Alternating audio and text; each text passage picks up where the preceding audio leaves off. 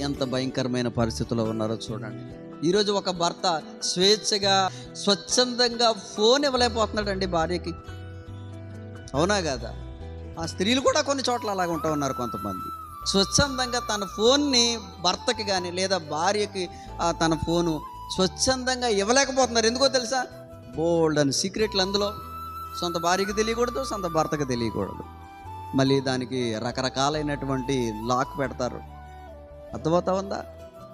కొంతమంది పాపములు కప్పుకుంటా ఉంటారు. నేను అంటూ విన్నాను, నీ పాపమును నువ్వు కప్పుకుంటే దేవుడు ఏదో ఒక రోజు దాన్ని బట్టబయలు చేస్తాడు. నువ్వు ఒప్పుకుని విడిచిపెడితే నువ్వు ధన్యుడువు. అందుకని వాక్యం తెలియచేస్తుంది, అతిక్రమాలను దాచిపెట్టేవాడంట వర్ధిల్లడు. ఒప్పుకుని విడిచిపెట్టిన వాడు దేవుని యొక్క మహా కనికరాన్ని పొందుతాడని వాక్యం ఉంది. ఎవరైతే రహస్యంగా ఎవరికి తెలియకోకుండా, భార్యకు తెలియకుండా భర్త, భర్తకు తెలియకుండా భార్య రహస్యంగా జరిగించేటువంటి పాపములు ఏవైతే ఉన్నాయో వెంటనే దేవుని సన్నిధిలో ఒప్పుకొని విడిచిపెడితే దేవుని కనికరాన్ని పొందుతారు. లేదా ఏదో ఒక రోజు దేవుడు దాన్ని బట్టబయలు చేస్తాడు. ఆ రోజు అయిపోయింది కదా, ఎవ్వరు చూడలేదు, ఎవరికి తెలిసిన ఆ పాపం అని దావీదు అనుకున్నాడు.